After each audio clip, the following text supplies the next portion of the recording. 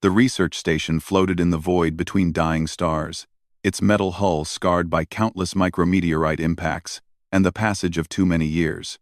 Inside, Zephyros moved through corridors that once buzzed with activity, but now echoed only with the hum of life support systems. His 6 limbs carried him with practiced efficiency past laboratories that had been sealed for decades, past dormitories where no one slept anymore. Zephyros was the last. The last of his kind on this station. The last researcher still trying to solve the Great Silence. The last fool who hadn't accepted what everyone else had long ago acknowledged. Some problems simply couldn't be solved. His people, the Kelari, had been the galaxy's premier researchers for over 3 millennia. Their crystalline minds could process information at speeds that made quantum computers seem sluggish. Their mathematical abilities were legendary among the Galactic Federation's 847 member species. When the Great Silence had first been discovered 47 years ago, the Kelari had been the obvious choice to lead the investigation. The Great Silence was exactly what its name suggested, a growing sphere of absolute nothingness that consumed everything it touched, not destroyed, not converted, not transported, simply erased from existence, as if it had never been.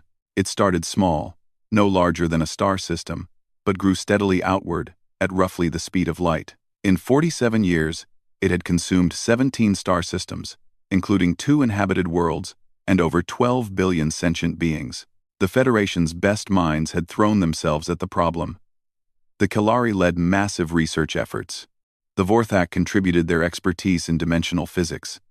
The humans had offered their whatever it was humans were supposed to be good at. Even the ancient progenitors had emerged from their contemplative isolation to study the phenomenon. All had failed. One by one, species had declared the problem unsolvable and redirected their efforts toward evacuation and containment. The Vorthak were the first to give up, followed by the ethereal collective. Even the progenitors eventually ceased their studies and retreated back to their hidden worlds. The Kelari had held out longer than most. Their pride demanded it, but eventually, even they had reached the same conclusion. The mathematics were clear.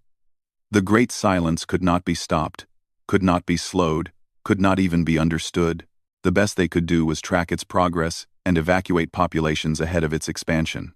One by one, Zephyros had watched his colleagues pack their equipment and leave the station. First the junior researchers, then the senior scientists, then the department heads. Finally, even Director Kethril had departed, leaving only a formal recommendation that the station be abandoned. That had been 6 months ago.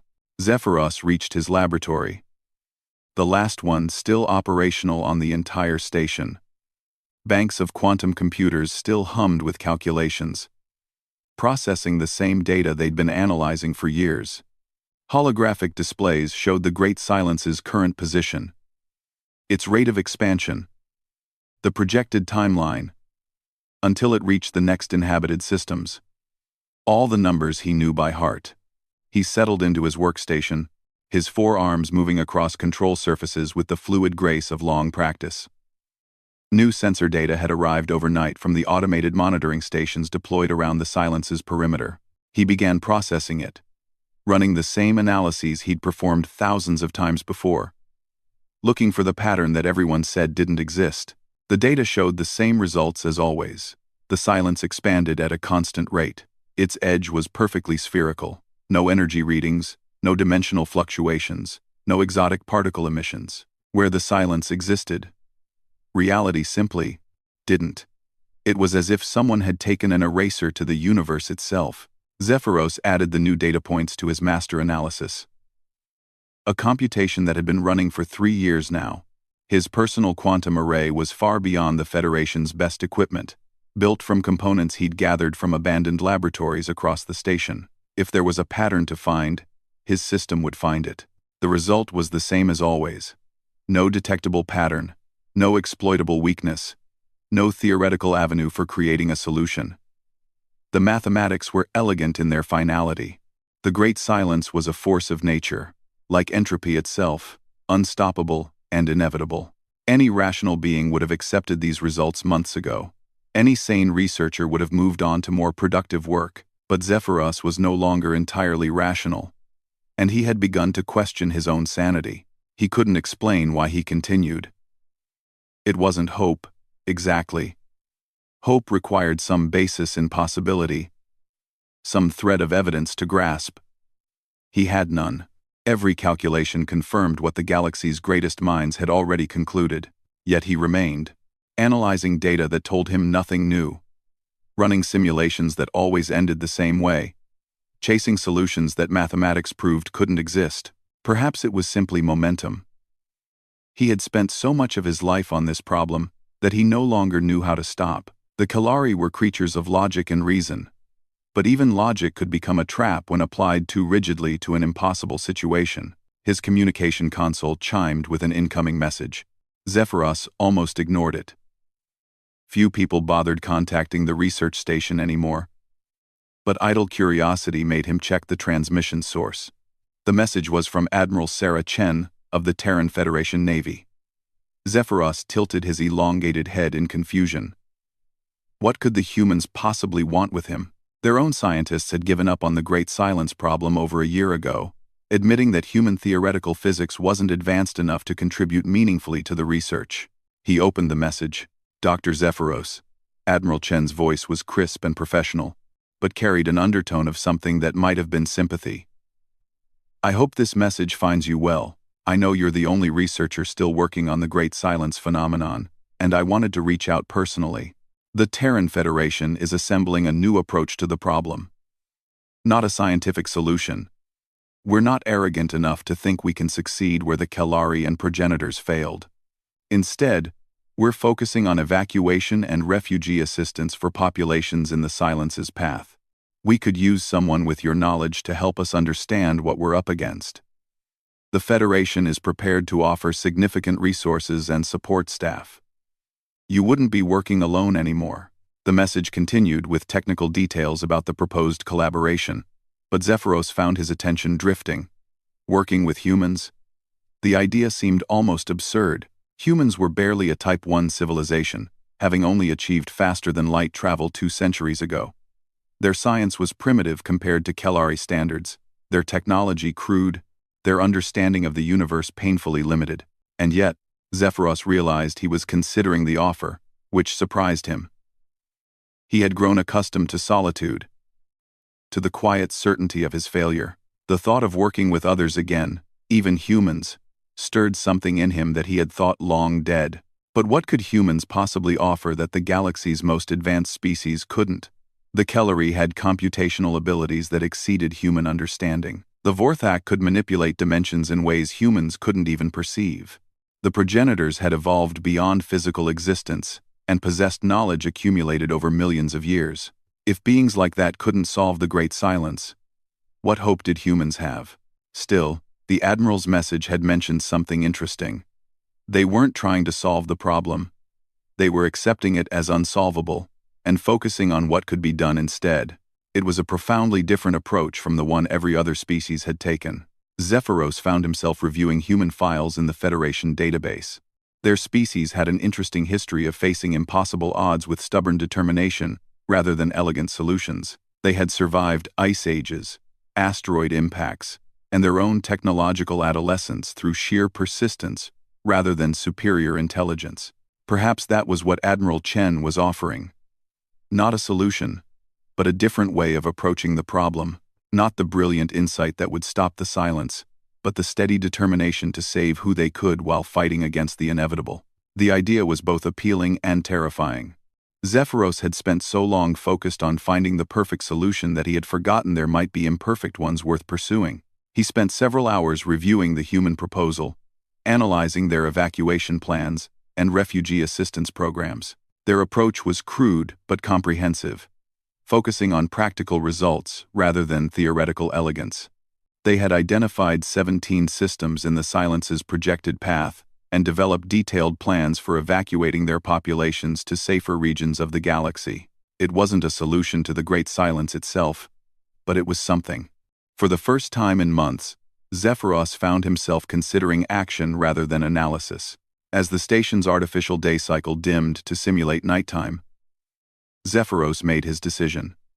He composed a response to Admiral Chen, accepting the collaboration offer, not because he believed humans could succeed where others had failed, but because they offered something he had lost without realizing it. A reason to continue that didn't require solving the impossible. Before sending the message, he took one last look at his laboratory, at the quantum computers still humming with calculations that would never yield answers. Tomorrow, human ships would arrive to transport him to their base of operations. He would leave behind years of work, decades of accumulated failure, and the comfortable certainty of his solitude. Perhaps humans couldn't solve the Great Silence. Perhaps no one could. But maybe, just maybe, they could show him a different definition of hope. One that didn't require miracles. Only the determination to keep trying, even when success seemed impossible.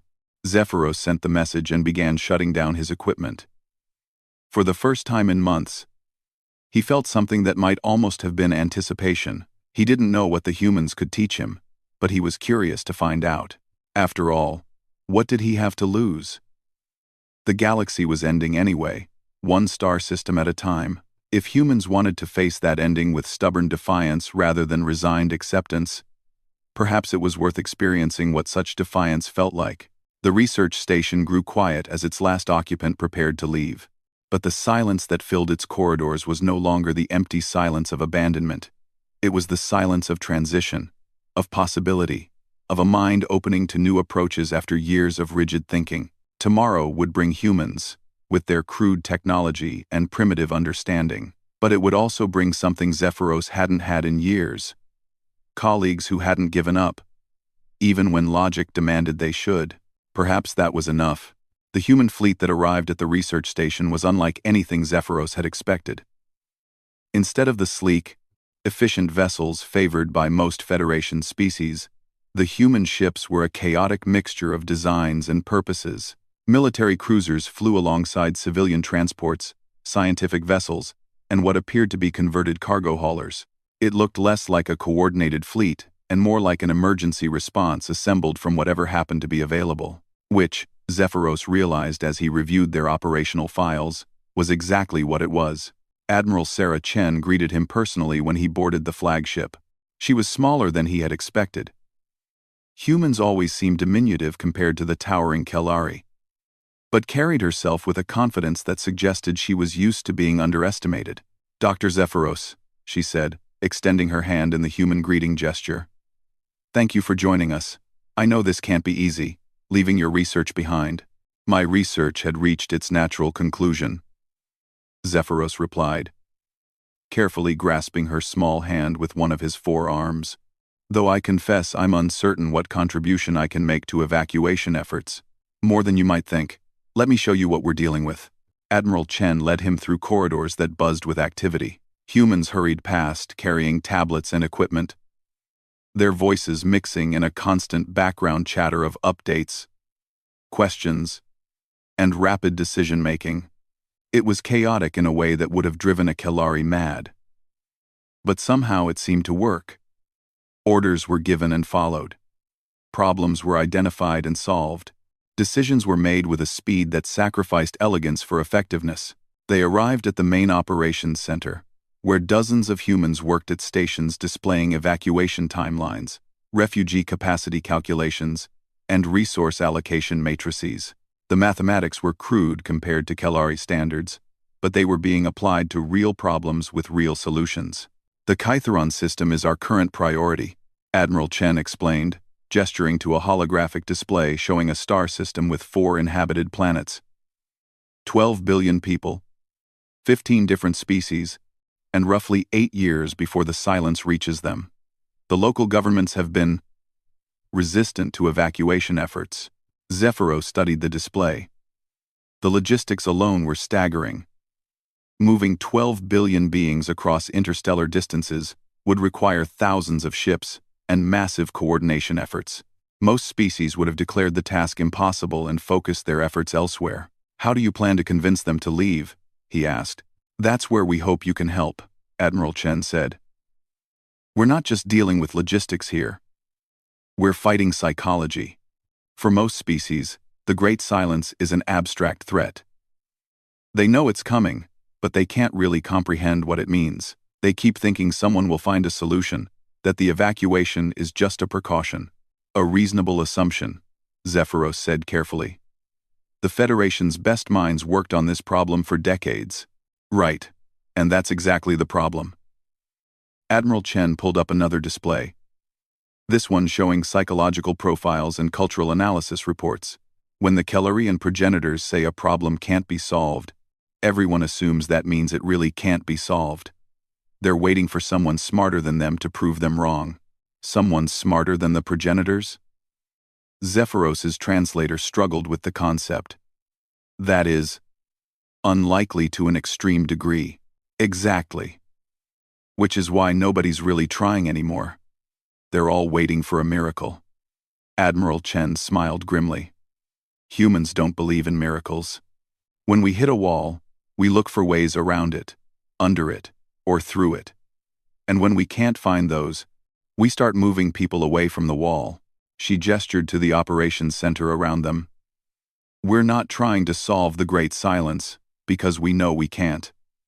We're trying to save everyone we can, before it gets to them. Different problem, different solution. Zephyros found the human approach both refreshing and disturbing. Their willingness to accept the impossible was almost alien to his way of thinking. Kellari minds were built to solve problems, not abandon them. Yet here were the humans, cheerfully acknowledging their own limitations and working within them. Your psychological profiles, he said, studying the cultural analysis data. You believe the barrier to evacuation is hope? Partly. Hope that someone will fix this mess, so they won't have to leave their homes. But also pride, fear, and simple inertia. Admiral Chen highlighted several case studies. The Altarians believe their technology can protect them. The Zephyrin Collective thinks their homeworld is too culturally significant for the universe to let it be destroyed. The methane breathers of Kepler 442 are convinced this is all some kind of test by the cosmic forces. All illogical responses to the data. Completely illogical. Also completely human. Admiral Chen's smile was rueful. The thing is, humans have been in their position. We've faced extinction events before, and we've learned something that most species haven't. Sometimes, survival isn't about being smart, or brave, or worthy. Sometimes it's just about being too stubborn to give up and die quietly. She activated another display, this one showing evacuation progress from previous systems. Look at this. 16 months ago, we helped evacuate the Tau Ceti colonies. Their government insisted right up until the end that their orbital defense platforms could somehow stop the silence. Complete nonsense. But it didn't matter. We worked with their delusion instead of fighting it. Zephyros studied the evacuation records. The humans had essentially built their entire operation around the fiction that the orbital platforms might work, while simultaneously evacuating the population, just in case. It was logically absurd, but practically brilliant. You lied to them? We told them we hoped they were right while preparing for them to be wrong. Same thing humans have been doing for thousands of years when facing disasters. You don't survive ice ages by accepting defeat. You survive them by hoping for the best and preparing for the worst.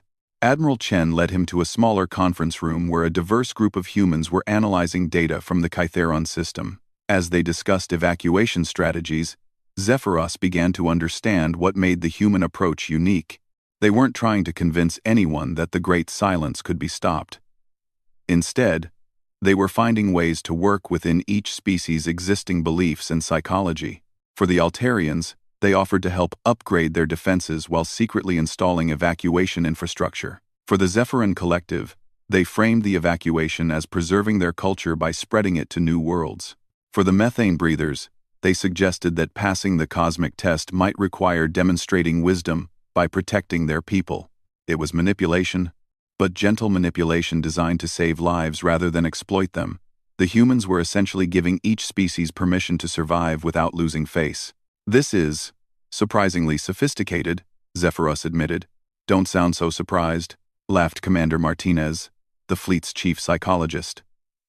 Humans might not be good at theoretical physics, but we're experts at getting people to do things that are good for them.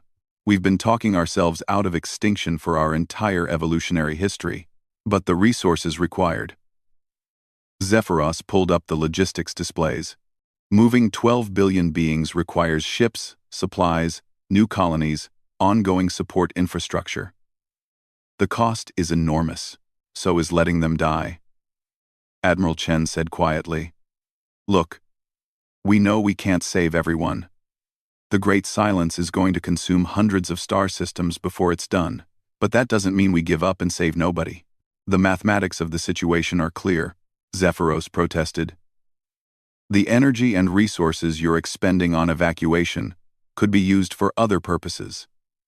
Scientific research, technological advancement, building defenses for core Federation worlds. Could be, Admiral Chen agreed. And maybe that would be the smart play if we were machines making optimization calculations. But we're not machines, and this isn't an optimization problem. It's a moral one. She pulled up a new display showing the current refugee populations scattered across Federation space. These are the people we've already evacuated from 7 star systems. 28 billion beings who are alive today because someone decided their lives were worth the trouble of saving them. Not because it was efficient or logical, but because it was right. Zephyros stared at the numbers, trying to process them. 28 billion lives. By Kellery standards, the resources required to save them could have funded research efforts for centuries. Yet here they were, eating food, breathing air, raising families, contributing to their new communities. You've been tracking outcomes? He asked. Of course.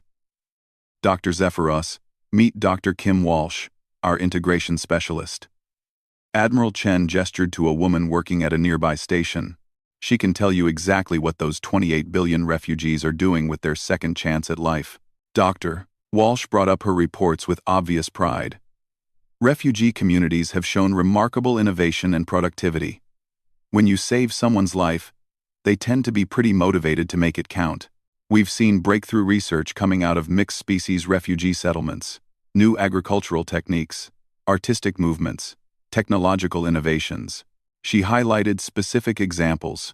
The Centauri refugees developed new terraforming techniques that are revolutionizing planetary engineering. The Vega Collective survivors created a distributed manufacturing system that's increased efficiency across 12 sectors. Even the methane breathers have contributed atmospheric processing innovations that nobody had thought of before. You're saying the refugees are contributing more than they consume? Not all of them, but enough to matter. Turns out when you take diverse species with different perspectives and put them together in new environments, they come up with solutions nobody had considered before. Dr. Walsh smiled. Humans learned this a long time ago. Diversity isn't just morally good. It's practically useful. Zephyros spent the next several hours reviewing human evacuation protocols, refugee integration programs, and outcome analyses. The more he learned, the more impressed he became, not with human technology or intelligence. Both remained crude by galactic standards, but with their approach to impossible problems. Where other species saw optimization puzzles to be solved elegantly or not at all, humans saw people to be helped however possible. They were willing to accept partial solutions, temporary measures, and inefficient compromises if those approaches saved lives. It was profoundly unscientific and completely logical at the same time. I begin to understand why you wanted my expertise, he said finally. You need someone who understands the scientific realities to help explain them to populations in terms they can accept. Partly, but we also need someone who understands what it's like to face an impossible problem.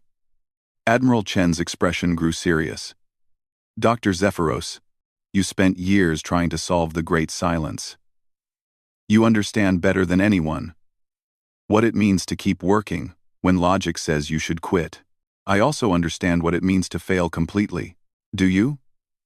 Because from where I'm sitting, you're the only researcher who didn't quit. Every other scientist in the galaxy gave up and went home. You stayed. That's not failure.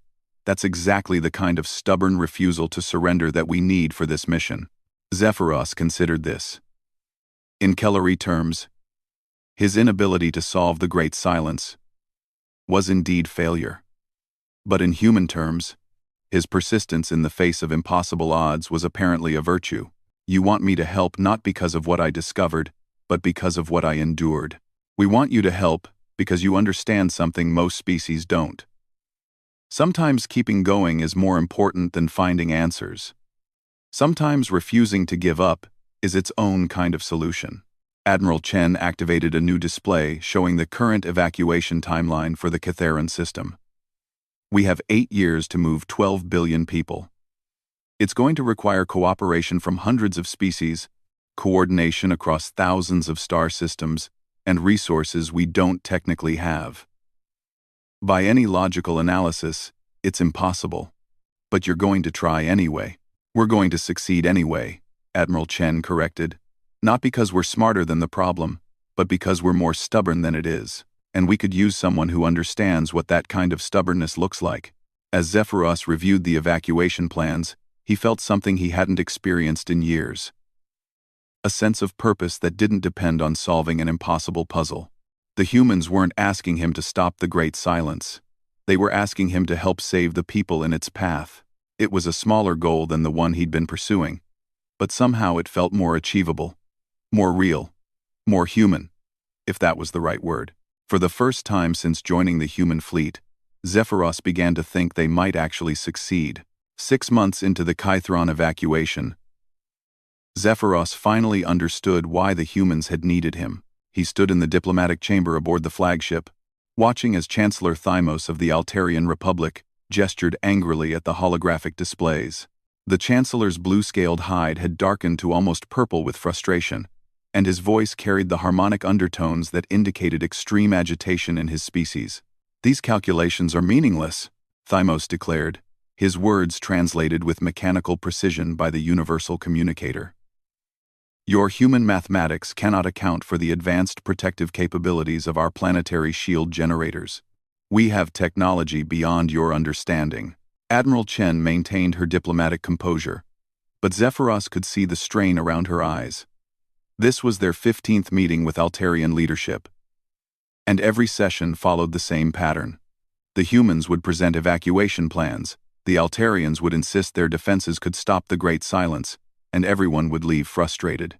"Chancellor," Admiral Chen said carefully, "we absolutely acknowledge the sophistication of your technology. That's precisely why we'd like Dr. Zephyros to review your defensive specifications. As you know, he spent decades studying the Great Silence phenomenon." This was Zephyros's cue. He moved forward, his crystalline form catching the chamber's light in patterns that most species found reassuring. After months of working with humans, he had learned to use his appearance as a psychological tool. "Chancellor Thymos," he said, allowing his natural harmonic resonance to color his words, "your planetary shields are indeed impressive. The quantum resonance fields you've developed show remarkable innovation." The Chancellor's scales lightened slightly. "Finally, someone who recognizes advanced science when they see it." "Indeed. However, I have some concerns about their interaction with the spatial distortion fields that precede the Great Silence." Zephyros activated his personal data display, showing technical specifications that were both accurate and completely irrelevant to the actual threat. Over the following hour, he walked Chancellor Thymos through a detailed technical analysis that was designed to accomplish exactly what Admiral Chen needed, giving the Altarians a face-saving way to accept evacuation assistance. "So you see," Zephyros concluded, "while your shields could theoretically withstand the silence itself, the preliminary distortion fields might cause resonance cascade failures in your quantum matrix generators. The prudent course would be to evacuate your population while upgrading your shield systems to compensate for these potential vulnerabilities." Chancellor Thymos studied the technical data with the focused attention of someone who genuinely understood advanced physics. After several minutes, he looked up with an expression of grudging respect. "Your analysis has merit, Dr. Zephyros. I suppose precautionary evacuation might be advisable while we implement these improvements." "A wise decision," Zephyros agreed. "And I'm certain that human engineering teams could assist with the shield upgrades while evacuation efforts proceed." After the Chancellor left to consult with his government, Admiral Chen turned to Zephyros with a tired but genuine smile. 6 months ago, I was ready to write off the entire Altarian system. How did you know that would work? The same way you knew to ask for my help, Zephyros replied. I understood what they needed to hear. Altarians are a proud species with genuinely advanced technology. They couldn't accept that their best efforts were meaningless, so I gave them a technical explanation for why their defenses might fail that preserved their pride while acknowledging their competence. Was any of that analysis actually accurate? The quantum resonance calculations were mathematically sound. The resonance cascade failure scenario was theoretically possible. The shield upgrade recommendations would genuinely improve their defensive capabilities. Zephyros paused. None of it would matter against the Great Silence. But everything I told them was technically true. Humans call that creative honesty, Admiral Chen said. We've been using it to survive difficult conversations for thousands of years. Through the chamber's viewing port, they could see the beginnings of the evacuation fleet assembling near Altair 4. Massive transport ships, originally designed for cargo, had been converted to carry passengers. Smaller vessels darted between them like busy insects, transferring supplies and coordinating departure schedules. It was barely controlled chaos, but it was working. Over the past 6 months, they had successfully negotiated evacuation agreements with 8 of the 12 inhabited worlds in the Kitharon system. 4 billion beings were already in transit to new homes across Federation space. Dr. Zephyros, Admiral Chen said quietly, I need to ask you something, and I need an honest answer. Do you think we're going to make it? Zephyros considered the question carefully. The mathematics were not encouraging. They had moved 4 billion people in 6 months, which meant they needed to triple their efficiency to evacuate the remaining 8 billion in the time remaining. Several species were still refusing evacuation entirely. Resource constraints were mounting as the effort strained Federation logistics networks. By pure statistical analysis, our chances of complete success are approximately 12%, he said. Admiral Chen's shoulders sagged slightly. However, Zephyros continued, I have learned that human efforts tend to exceed statistical projections. 6 months ago, I calculated our chances of evacuating the Altarian Republic at less than 1%. Yet here we are. What changed the odds? I did, or rather, my understanding of the problem changed. Zephyros activated his personal display, showing evacuation progress reports. Zephyros activated his particle. I spent years trying to solve the Great Silence because I thought it was a physics problem. It is not. It is a people problem, and people problems require people solutions. He highlighted specific cases where their approach had succeeded. The crystalline entities of Vega 7 agreed to evacuation, when we framed it as seeding the galaxy with their wisdom. The Hive Collective of Kepler, 442, accepted transport when we demonstrated that their wisdom, evacuation ships, could maintain perfect synchronization during the journey. The nomadic fleets of Tau Ceti required only logistical support, since evacuation was already their natural response to threats. Each species needed a different approach. Exactly. And humans seem uniquely capable of providing different approaches. Where Kelari minds seek universal solutions, human minds adapt to local conditions. Zephyros gestured toward the busy evacuation fleet outside. No other species would have attempted this mission, because no other species would have accepted the inefficiency of customizing solutions for each population. Admiral Chen studied the progress reports with professional interest. What about the holdout populations? 4 worlds that are still refusing any evacuation assistance. The mechanical collective believes they can transfer their consciousness into hardened data cores that will survive the silence. The deep dwellers think they can hide in their planet's core. The ethereal commune is convinced this is all a spiritual test. And the human colony of New Geneva is being led by idiots who think they're smarter than the entire galactic scientific community, Admiral Chen finished grimly. I've been avoiding that problem because it hits too close to home.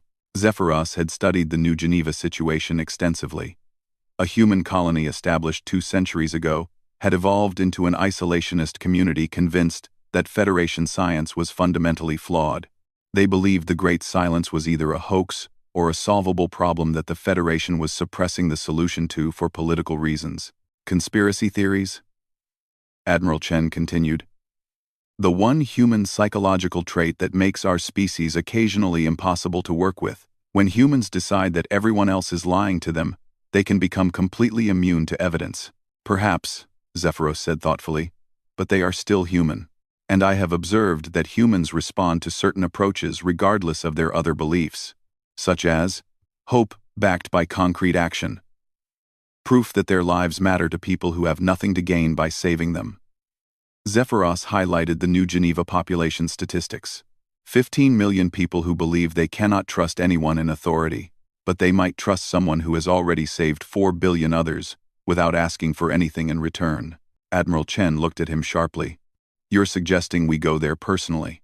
I am suggesting that some problems require direct human intervention. And you, Admiral, are very good at convincing people to do things that are good for them. 3 weeks later, Zephyros found himself on the surface of New Geneva, standing beside Admiral Chen in what appeared to be the colony's main settlement. The architecture was distinctively human, but adapted for the local environment. Low, sturdy buildings, designed to withstand the planet's fierce windstorms, connected by covered walkways that provided protection from the acidic rain.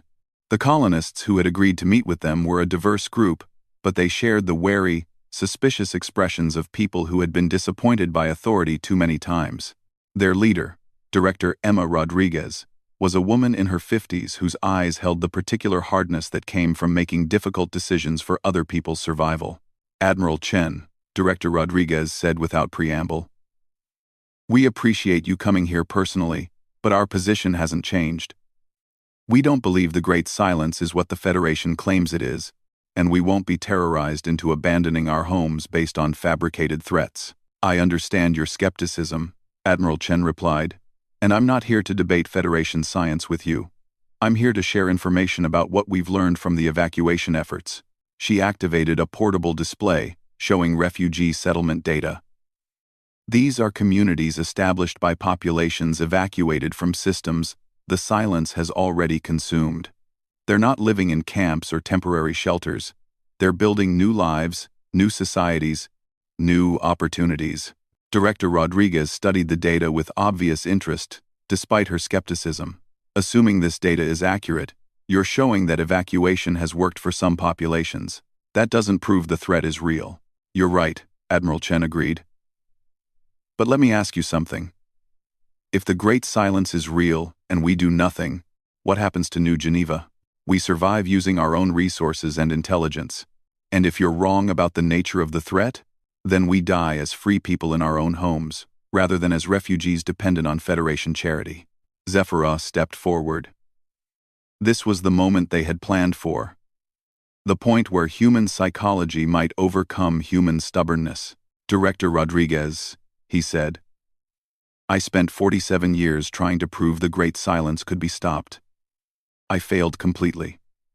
Every calculation I performed, every theory I developed, every approach I attempted led to the same conclusion. The phenomenon cannot be understood, predicted, or prevented by any known science. So the Federation's own expert admits they don't understand what they're fighting." "Exactly. Which is why I stopped trying to fight it and started trying to save people instead." Zephyros activated his own display, showing the technical data from his decades of research. "I am offering you complete access to my research files. Every equation, every failed experiment, every dead end I explored. Not because I want you to trust Federation authority, but because I want you to reach your own conclusions based on the same data I used." Director Rodriguez's expression shifted from skepticism to surprise. "You're giving us your raw research data? All of it? Review it with your own scientists. Run your own analyses. Reach your own conclusions." Zephyros gestured toward Admiral Chen. "And while you do that, Admiral Chen's people will prepare evacuation contingencies that you can implement or ignore based on what your own research tells you. We're not asking you to trust us," Admiral Chen added. "We're asking you to trust yourselves. Look at the data, make your own decisions, and know that if you choose evacuation, we'll be here to help."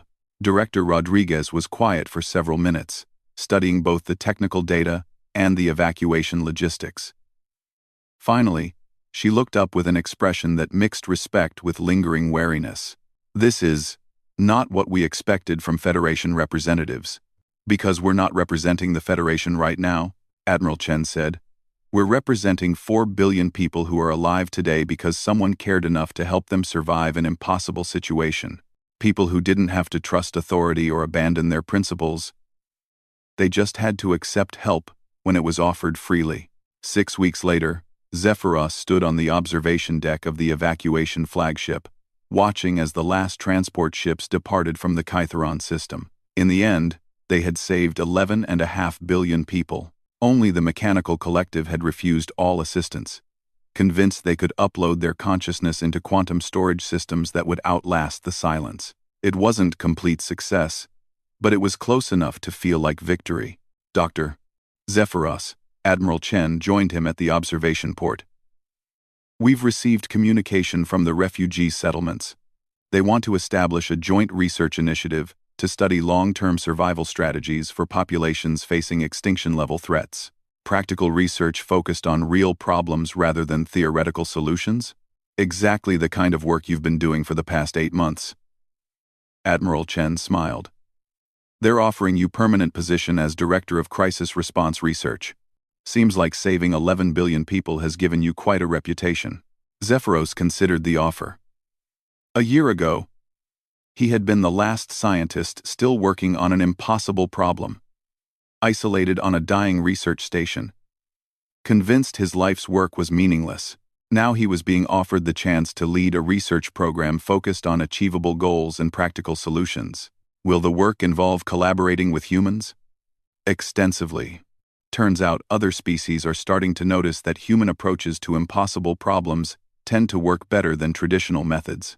Zephyros looked out at the stars, thinking about the great silence, still expanding somewhere in the distance, still consuming star systems, still presenting the same impossible challenge that had defeated every attempt to solve it. But he also thought about the 11.5 billion people now building new lives in refugee settlements, the technologies and innovations emerging from mixed-species communities, and the proof that some victories didn't require perfect solutions. "Admiral," he said, "what do humans do when they face a problem that seems completely hopeless?" "We change the definition of hope," she replied.